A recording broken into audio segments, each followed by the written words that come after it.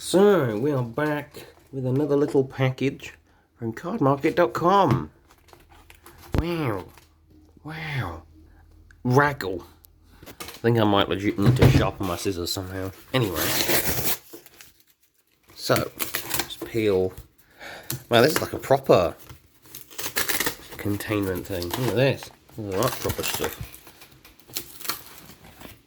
Open that bad boy up. More Fraggle. So all the packaging has been dispensed. We only have the following things. We have the diamond weapon from the Final Fantasy set. There's a lot of Final Fantasy stuff here. So I picked this up because I didn't really want to buy a shed load of Final Fantasy packs. You know, buy singles when you can, folks. Because especially when the packs are either unavailable completely or just super expensive. So that's going in elementals. We have a forest.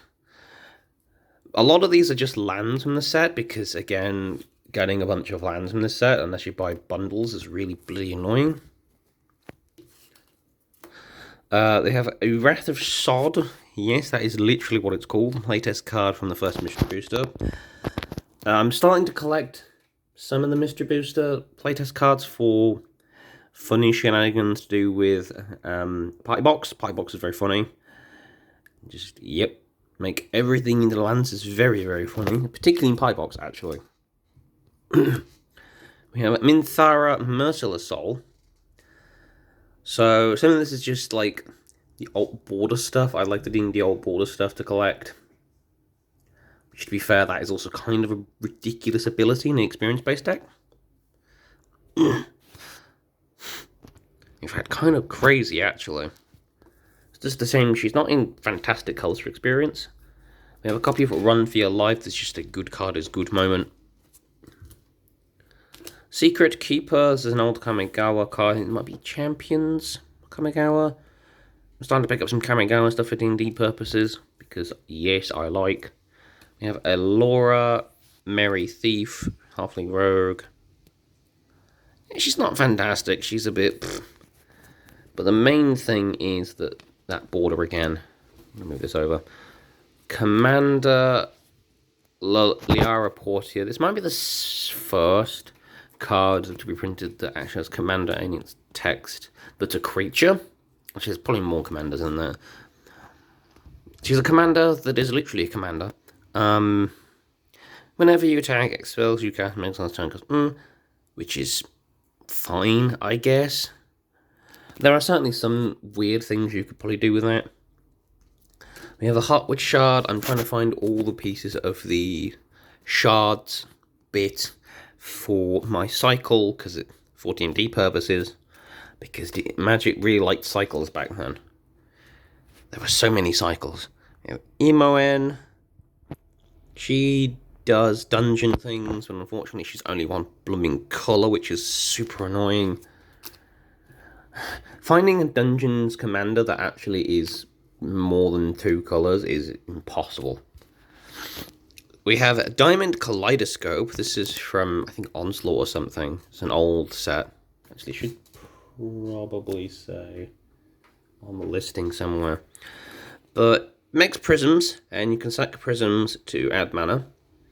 This sounds like a terrible card, and it is. However, in a populate deck, because these are creatures, this is actually quite interesting. And I might want to make like a colourless Mana Dorks deck or something in the future. This is just an interesting, weird card that I kind of want to experiment with. We have Lozen Dragon's Legacy. Dragon Shaman. Does adventure things. It does damage. That isn't a commander, which is pretty weird, actually. Again, he's going in the border stuff. I might wind up making him a commander at some point. Maybe he might be my 2 color dragons commander. Because these might have multiple cards in them. Yeah, so a couple of these are like 2 ofs. So like here we've got a couple of wastes. Because again, I see these going up in price and value as time goes on. Because waste is always the most annoying color to get cards for. The most annoying land to get cards for anyway. There's a foil one there. We have an island from Lost Caverns. I just love this kind of I don't know what you call it, travel agent style land. We have a Foundations land, because this is from Neon. Well, this is from like Kamigawa, like late Kamigawa, I think, based on the imagery. I don't know if that's unique to that set or it was also printed in Kamigawa, but it's cool nonetheless. We have Hidden Courtyard. This is another Lost Caverns card. It's a land that's go before. It's going in mono white because why not? It's literally better than a plains most of the time. We have Rise from the Tides. Makes a whole bunch of zombies, which instant source in your graveyard. I was thinking of maybe putting this in your Y'shtola. Granted, it's a few mana cost, bit pips higher than the usual card you'd put in Y'shtola, but given that Y'shtola wants to cast a lot of non-creature cards, and Instant Sorcerer is kind of the best for that, yeah, that would make a lot of zombies. It could potentially be a game ender. I have a couple of snow-covered plains. I've got a bunch of snow-covered islands. I just need plains.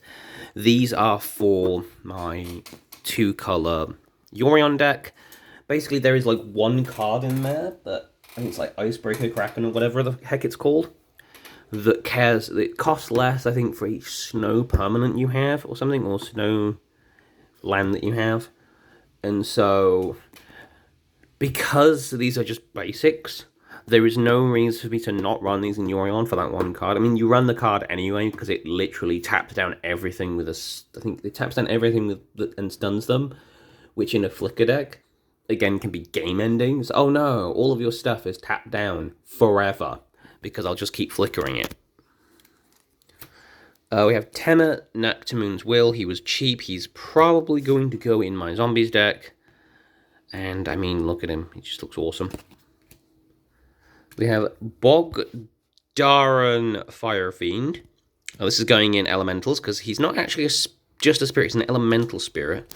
But he actually works surprisingly well in the 2-color Omnath deck, the Gruul Omnath deck, because Gruul Omnath is kind of weirdly burned with extra steps. And so this turn, this guy then becomes, in an Omnath deck when Omnath's in play, this guy goes from dealing 2 damage to target creature to dealing potentially 5 damage to target creature. So you go the 2 damage from himself, and then 3, you can throw 3 damage at anything. So he can trade up a lot more easily in that case. We have Chimeric Sphere. This is a really weird one.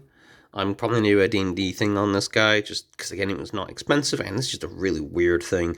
I think Chimeric Mass is in Mirrodin, so this is one of those things I'm going to retroactively put in Mirrodin, because this kind of makes sense to do so. Shriekhorn is here for the same reason, although Shriekhorn is also kind of funny. This is a mill card for, like, proliferate decks, basically. Nim Shrieker, same reason. He's from original Mirrodin. And I don't have that much homebrewed stuff for non-Phyrexian black creatures. And so, good thing here. Arch of Orazka, for some reason, I don't think I already had this in my colorless deck. Which is weird, because this is just a really good card. It's a good moment. We have a foil forest from Final Fantasy. What are those things there? Crab. Some sort of crab. Another foil one. Another foil one. This guy had a lot of lands that were going relatively cheaply, and so I picked them all up. I was looking more for islands and swamps because the islands and swamps are actually going to go in a deck. Those are actually going to go into... They're going to go into my Sephiroth deck, because I didn't have quite enough on the conversion to Commander to make the lands all nice. Mountains, just some mutants, a couple of foil ones, more foil forests, more foil lands. Look at these. These are so awesome, though. That's from 8. That's from 10. I need to play more of the Final Fantasy series. I only know, the only things I really know really about Final Fantasy are from the 13 trilogy and Kingdom Hearts. And I know that's going to upset several people, and I don't care. So we've got one's from 6. This one's from 4. I love that little, like, temple up there. This is a stupid phone case. We've got a foil version of that one. This one is from 15. That's the road. And I think the game's opening, I think. Which is cool. This one I really love. This is the 7th Heaven Tavern from 7. It just looks super cool. It also reminds me of a similar place in 14. There's that, like, in Ul'dah, there's a similar looking tavern. Relatively. I have Hidden Cataract. This is going to go into Sephiroth, just because, again, 2 color decks can run these without much incident, really. How to Keep an Izzet Mage Busy is going in Party Box. It's a very funny card. It's funny moment. Crawling Barrens is going to go into Omnath. I know it's a colorless land, but again, 2 color decks can run color stuff, and it becomes an element creature in a land of turn, still a land. It is a land creature that is also an elemental. Now, for ages, I was like, about putting in land animation into this deck. However, it could be the last thing that kills the last player at the table. And I'm going to start putting in a few cards that can bring back lands to the graveyard. In particular, there's this one legendary creature that's in green that I need to get a hold of, which says, whenever a non-token creature you control dies, put it into play face down as a land. It's a forest, I think. Now, say for example, you animate that face down forest, okay, with another card. Not necessarily this, but, you know, this works in a similar way. Or, you know, it just works anyway, so it's like, okay, it means that if that card is in play, I don't lose this, per se, it just becomes a forest, which is weirdly better in some senses. So you go, animate your forest, your face-down forest, and then if it dies, because it recognized it was a creature on the battlefield, it comes back again as a face-down forest. Which is very funny in Omnath decks. Very, very funny in the Omnath deck. In the 2-color Omnath. That is very funny. Because you get the benefit of damaging your opponent. In fact, in theory, if you can constantly have your card animated, right? If it's like a static effect that, okay, lands become whatever, forever, perpetually, like an enchantment or something, you could potentially play something that sacks it, I don't know, Phyrexian Altar, etc., and infinitely do it, and kill the table. Anyway, here's Magda the Horde Master. He cares about crimes and doing treasure things. She's going to go into Mr. House, just because she creates treasures, and occasionally that deck commits crimes, but it's more the second ability. It's another payoff for treasures. Because you can only really do Mr. House effect once per turn, or, you know, once, because it's a tap ability. So this is another way of making treasures into something if you just have an abundance of them. If you have more treasures than you know what to do with, you can use that. We have a Pretty Negate. Again, this was relatively inexpensive, and it's probably just going to win the Trade Fodder Binder, just because it's a useful card to have in a Trade Fodder Binder. We've got Mountain, Swamp, the Gold Saucer, because I didn't have any of these. So this one's going to go into Mr. House, and then there's another one behind it, I'm pretty sure. There's another one of these as well. There's a foil one coming up, and that's going to go in another deck. But one of these is going to go in Mr. House, one of them is going to go in another deck. Can't remember which one I'm going to put this in. I think it's going to go in colorless, I think, because again, it's a colorless land that does things. We have a Summon Primal Garuda. She's a Saga Harpy. I was going to put her into... I was going to put her in something, and I forgot what she's going to put in now. I'll remember at some point, but... Primal Garuda. I think she was going to go in the Y'shtola deck, because woman. Because you got that chest fluff. Anyway. I don't think that's not safe for work. Technically, she's a Harpy, so... Anywho, don't ban me, YouTube. It's gotta be kid-friendly because it's Magic the Gathering, so take that up with Wizards of the Coast, not me. So that's the other gold source, that's the foil one. I'm so glad that that the foils in this set aren't like ridiculously expensive, thank goodness. Thief's Knife is going to use Tola because it's a 3-cost non-creature that makes a token, so it's basically like casting a creature for all intents and purposes. And it means I can use tokens, which means I can use my woman tokens for the Ladies Elements Elemental deck. Ultros is here. I really want to make an Ultros deck. I just don't know what I want to do with him. He's got to be as obnoxious as possible, obviously, because Ultros. To be fair, he could go in the woman deck because Ultros is constantly...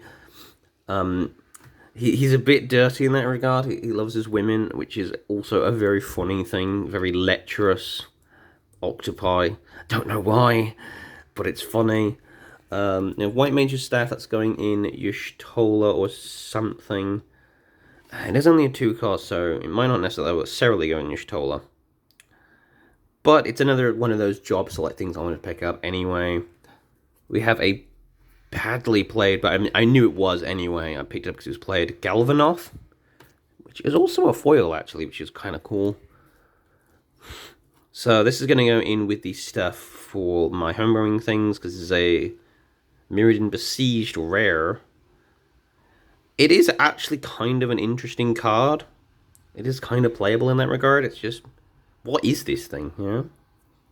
Yeah, just another mutant. This is a Bloomborough Mountain, so this will be going into my Omnath deck. Purely on the account that it's a nice looking mountain canyon that's a full art. Mishra's Foundry is going in there as well for the same reason that Crawling Barrens was. It can become a creature, which means with that combo it can do things. It's not an elemental, which is slightly annoying, but... We have a Blazing Bomb, which is going to go into that elemental deck because it is an elemental that can potentially get bigger, but also it does that thing, which is what Omnath kind of does statically anyway. Admittedly, it's only to creatures, but again, it's more removal in a deck that cares about removing things. It's like, oh no! Plus, there are some non-creature spells in the deck, namely either things that make tokens or things that put more lands into play that this will work with. Choco Comet is actually not going into that deck, it's going to birds because it makes a bed, and that's important. And you might think, well, why? Are you going to just cast it for its default mana cost and deal no damage to anything and make a bird? That is one possibility because it's still making a 2/2 for a 2. However, the birds deck that I run has something called Mana Echoes in it, which means that in some situations, this isn't just a 2/2 for a 2, or a bad removal spell.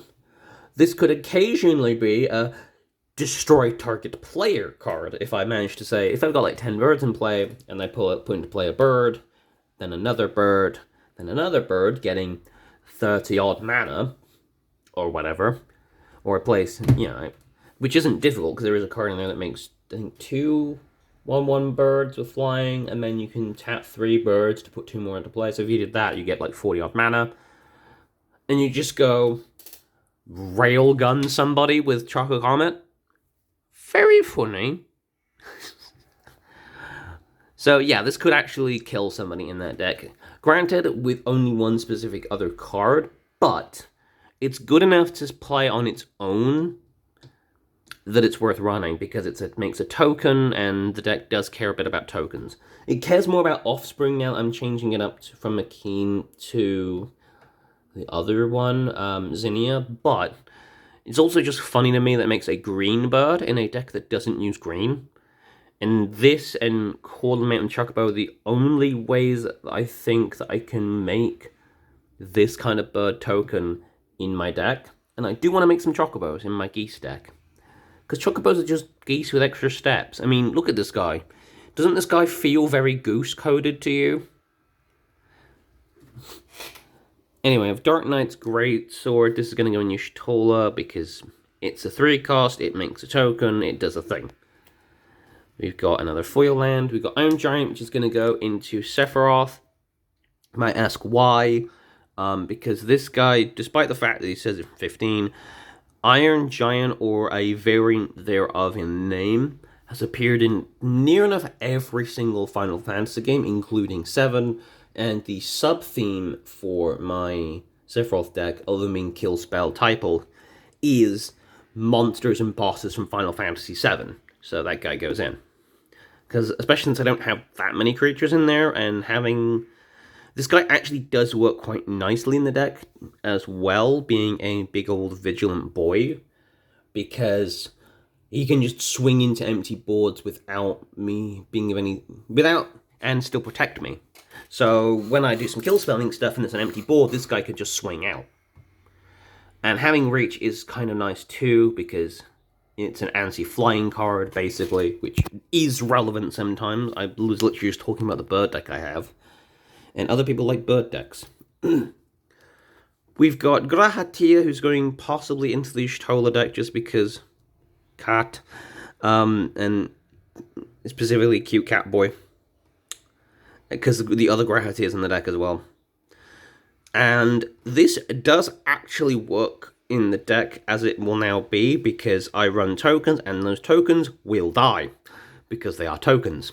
And so he is draw in white, which is kind of a rarity.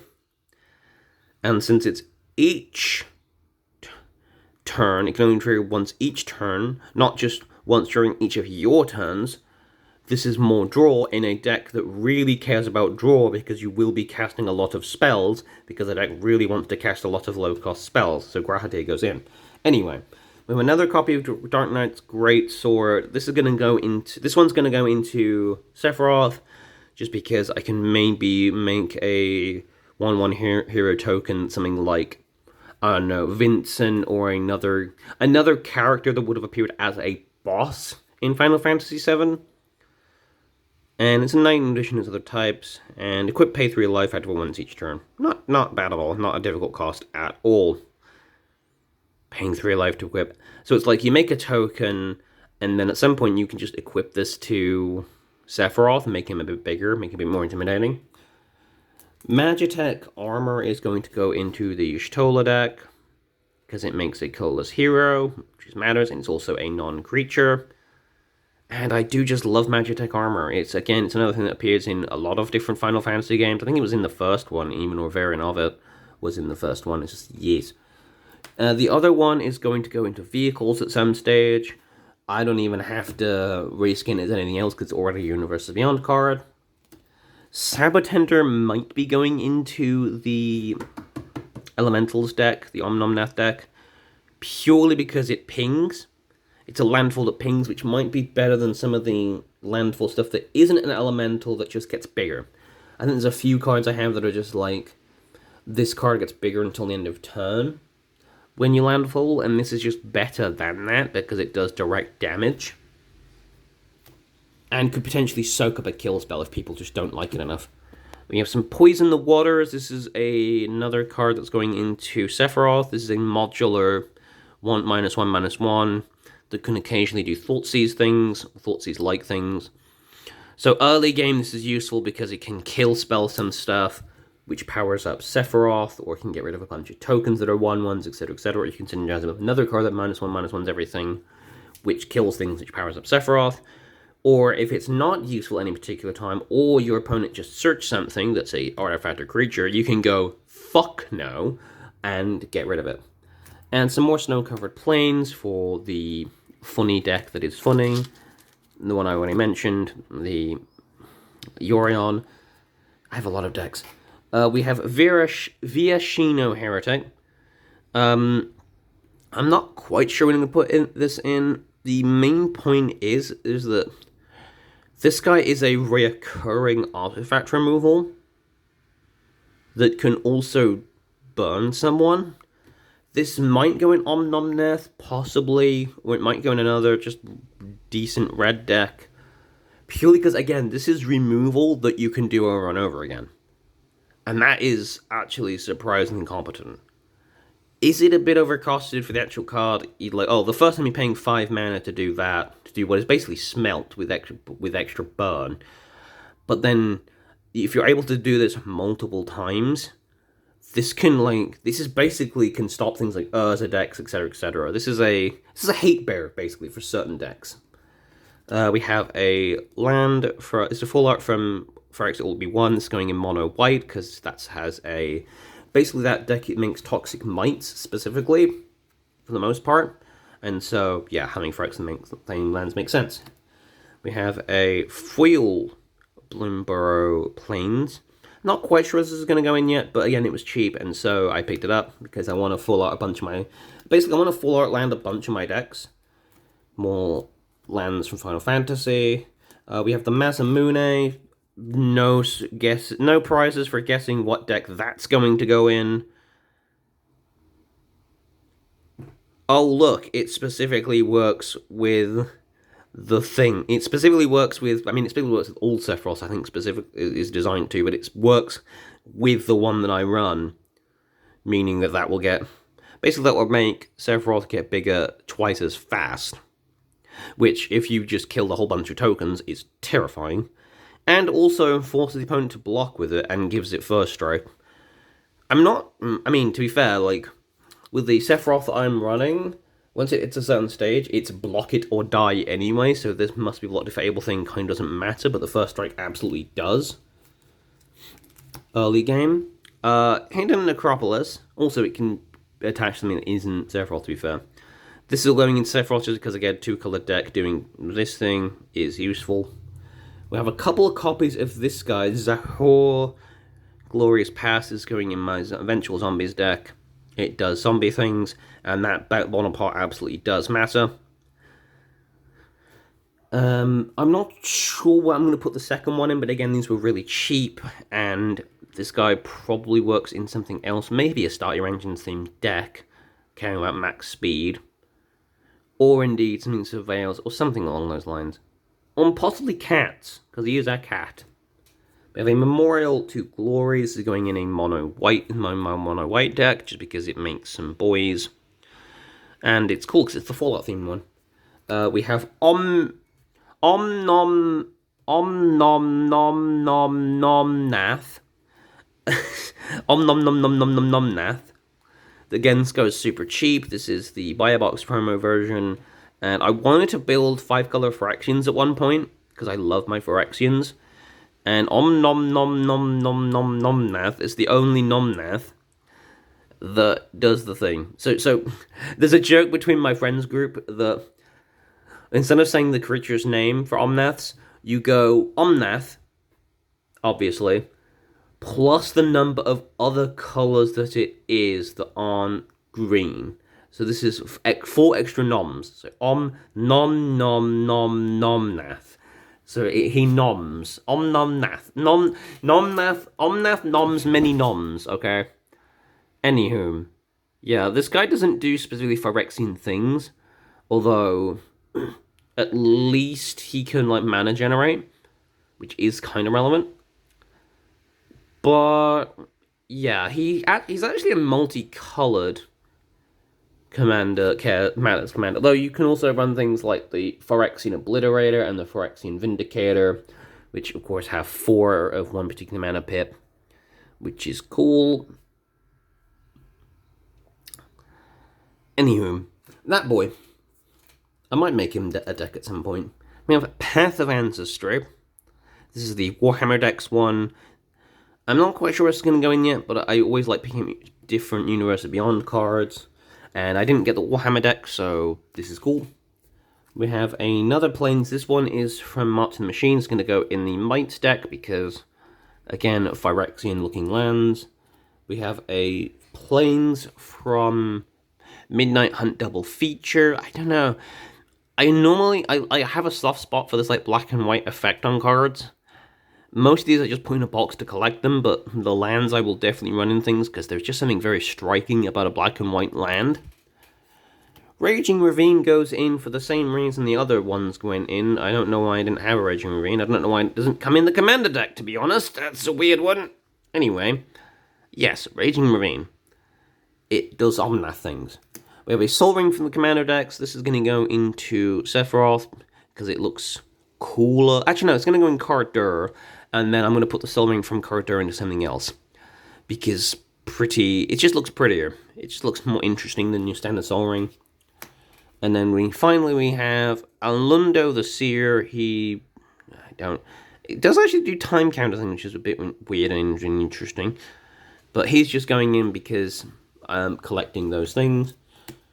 Hirobi Death's Whale is going to be homebrewed because this is a... Yeah. I don't know whether this was from original Kamigawa and got reprinted or what, but it's a Kamigawa thing. It was cheap, it's a rare, and it's also kind of interesting. I might get a second copy and make a mono black commander deck because that is quite funny. And then just a island from the Aether Drift. I just love these lands that have the racetrack to them. It feels very Highway 35/Accelerators to me. It just gives me that Hot Wheels vibe. I wish it was something that wasn't a boat and was actually just another car. I guess it is technically a car boat, but I don't know. I would have preferred more of an actual like car-looking car for these lands. Anyway, yeah, a lot of stuff. This was like, I think it was like £20 in total for everything. But I made some money from doing card trading stuff recently, so yeah. And I suspect I can potentially get some of it back by potentially speculating on those basics from Final Fantasy, or indeed just in general from some of the stuff I picked up. I hate to do that sort of thing, but it's like, it's like if when in Rome, and even if I don't sell them, I'll probably keep lands anyway. It's like there's a no-brainer aspect to it. Anyway, thank you guys for tuning in. Let me know what your favorite card from this little drop was. What are you brewing this week? And I'll see you guys in the next video. Bye-bye!